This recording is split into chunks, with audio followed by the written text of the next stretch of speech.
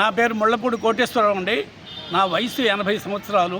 నేను retired principal Navodaya విద్యాలయలో retired ప్రిన్సిపల్గా చేసి నేను మధురవాడలో కాపురం ఉంటున్నానండి. నేను నా భార్య కూడా. మాది స్వస్థలం శ్రీకాకుళం జిల్లా పొందూరు మండలం తండ్యాం గ్రామం అండి. మా వంశపారంపర్యంగా వచ్చినటువంటి భూమి మేము అక్కడ చేసుకోలేక మైనారిటీస్ అయిపోయాం కాబట్టి మాకు సహకారం లేక మేము అందరం కూడా నలుగురు అన్నదమ్ముల తాలూకా పిల్లలు అందరం కూడా అమ్ముద్దామని ప్రయత్నం చేసి మీడియేటర్స్ ద్వారా ఈ ఎచ్చెర్ల నియోజకవర్గంలో ఎచ్చెర్ల గ్రామంలో ఉన్నటువంటి కోరాడి విమల అనే ఒక ఆవిడ, ఆమె భర్త నరసింహమూర్తి, ఈ ఇద్దరు మమ్మల్ని సంప్రదించారండి. మేము కొనుక్కుంటాం 11 ఎకరాల 35 సెంట్లు అండి. అది మేము కొనుక్కుంటామని వారు వచ్చారు.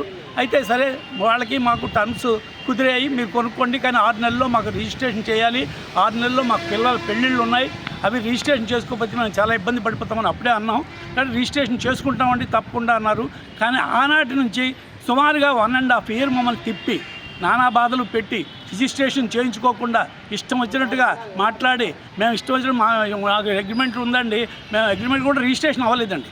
కానీ మాకు అగ్రిమెంట్ చేసుకున్నారు కదా, మేము అవకాశం ఉండేటప్పుడు చేసుకుంటామని దౌర్జన్యంగా మాట్లాడేవారు. ఇది కాదని చెప్పి వెంటనే అతనికి నేను చెప్పాను, మీరు మీ అగ్రిమెంట్ తాలూకా పేపర్స్ అన్నీ నాకు ఇస్తే ఇంకోటి దగ్గర అమ్ముకుని మీరు ఇచ్చిన అడ్వాన్స్ నేను ఇచ్చేస్తానండి అంటే అప్పుడు ఇచ్చాడండి ఆయన. పేపర్స్ అన్నీ నాకు ఇచ్చాడు.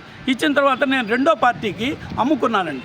అమ్ముకున్న తర్వాత ఏంటైంది, అతనికి ఇవ్వవలసిన అగ్రిమెంట్ తాలూకా డబ్బులు అన్నీ ఇచ్చేసాం. మొత్తం అతనికి ఏమీ బాకీ లేదు.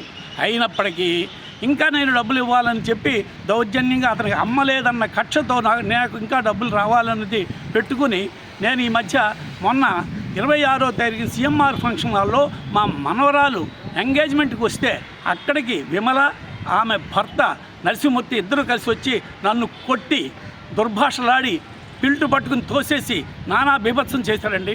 నాకు బంధువులు అందరి ముందు, నా స్నేహితుల ముందు, అందరి ముందు కూడా నాకు చాలా పరాభం అయింది.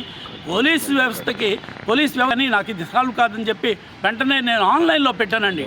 ఆన్లైన్లో పెడితే ఆన్లైన్లో ఆ దరఖాస్తు ఎంవిపి కాలనీకి సిఐ గారికి వచ్చింది. అక్కడి నుంచి నేను పెట్టిన ఆన్లైన్ దరఖాస్తు ఎంవిపి కాలనీకి వచ్చిందండి. ఎంవిపి కాలనీ ఎంచేదంటే scene of offence CMR function hall కాబట్టి ఎంవిపి కాలనీకి వచ్చిందని నేను భావించాను. వాళ్ళ దగ్గర ఫోన్ వచ్చిందండి. వెళ్ళాను, నా దగ్గర స్టేట్మెంట్ తీసుకున్నారు. నేను పూర్తిగా అమౌంట్ అంతా ఇచ్చేసానని చెప్పాను. తర్వాత వారిని కూడా అవతల పార్టీని కూడా పిలిచారు.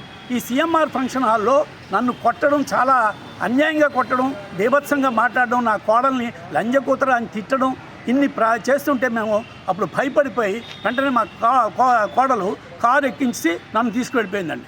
తర్వాత సిఐ గారు పిలిస్తే వెళితే అక్కడ నా విషయాలన్నీ నేను ఖచ్చితంగా చెప్పాను. అయ్యా, ఇది క్రిమినల్ నేచర్, ఈ క్రిమినల్ నేచర్లో ఒక ఫ్రెండ్లీ పోలీస్ ఉంటుందని మీరు మాకు రక్షణ కల్పిస్తారని నేను వచ్చాను, నేను ఆశిస్తున్నాను ఇది అని చెప్పాను. ఆయన కూడా వచ్చాడు, ఆయన దగ్గర కూడా ఏదో మాట్లాడారు సిఐ గారు. అంతకుముందు నేను ఈ విషయాన్ని సిపి గారికి చెప్పానండి అని చెప్పాను. చెప్పగానే అతను ఫర్రమని నా మీద లేచిపోయి సిపి గారి ఏమిటండి, ఏం చేస్తారు చేసుకోండి, మీరేం మాట్లాడతారు అన్నాడు. నాకు రక్షణ లేదని మీ దగ్గరికి వస్తే, మీరు రక్షిస్తారని మీ దగ్గరికి వస్తే నేను రౌడీల చేత కొట్టిస్తాడండి. అతనికి డబ్బులు ఇవ్వాలని అంటున్నాడు. అతను కొట్టిస్తాడండి, లేకపోతే అతను ఇష్టం అతను చేసుకుంటాడండి అని చెప్పి నాకు చాలా అన్యాయంగా సీనియర్ సిటిజన్ చూడకుండా, ఒక గౌరవ మర్యాద కూడా లేకుండా ఫ్రెండ్లీ పోలీస్ అని చెప్పుకుంటారండి. ఎందుకండి ఫ్రెండ్లీ పోలీసు? దేనికి ఫ్రెండ్లీ పోలీసు? సిఏ గారి పేరేంటండి? మురళి అండి సిఐ గారు. ఫ్రెండ్లీ పోలీస్ కాదండి. ఫ్రెండ్లీ పోలీస్ కాకుండా నన్ను దుర్భాషలు ఆడారు. నేను చాలా హర్ట్ అయిన వెంటనే కూడా నేను ఇక లాభం లేదని మీరు చూసుకోండి అని చెప్పారు, వెళ్ళిపోయారు. తర్వాత నేను ఆన్లైన్లో పెట్టాను కాబట్టి మళ్ళీ నేను ఫాలోఅప్ చేస్తే నాకు ఆశ్చర్యం వేసిందంటే, ఈ కేసును సివిల్ మ్యాటర్ అని చెప్పి సిఐ డిస్పోజ్ ఆఫ్ చేశాడు. సివిల్ మ్యాటర్ అవుతుందండి. నన్ను కొట్టడానికి వచ్చి కొట్టి చంపడానికి ప్రయత్నం చేసి చేతులెత్తి ఫిల్ట్ పట్టుకుని నానా బెత్తం, రేపు రౌడీలతో కూడా కొట్టేస్తాడు. నాకు రక్షణ ఎక్కడుందండి? సీనియర్ సిటిజన్కి రక్షణ ఎక్కడుంది? ఇవన్నీ పేపర్ వరకేనా? మాకు రక్షణ కావాలని పోలీసు వాళ్ళ దగ్గరికి వస్తే రౌడీల చేత కొట్టిస్తాడండి. ఆయన కొట్టిస్తే మీరు భరించాలి, ఆయన డబ్బులు ఇవ్వాల్సి వస్తే. లేకపోతే ఆయన ఇష్టం వచ్చిన పని ఆయన చేసుకుంటాడు, మీ ఇష్టం వచ్చిన పని మీరు చేసుకోండి. ఇదండి చెప్పవలసిన రీతి, ఇదే పద్ధతి. నేను ఒక ఎడ్యుకేటెడ్, ఒక నవోదయ ప్రిన్సిపల్ చేశాను. ఎందరో మంది అధికారులు నేను తయారు చేసిన ఈ సమాజానికి. అయితే నా మీద ఇటువంటి కక్షపూరితమైన ఆ పార్టీతో అతను కొల్యూట్ అయ్యాడేమో అని కూడా నాకు అనుమానంగా ఉందండి. నేను వెంటనే సిపిఐ గారికి మళ్ళీ కంప్లైంట్ ఇవ్వదలుచుకున్నాను.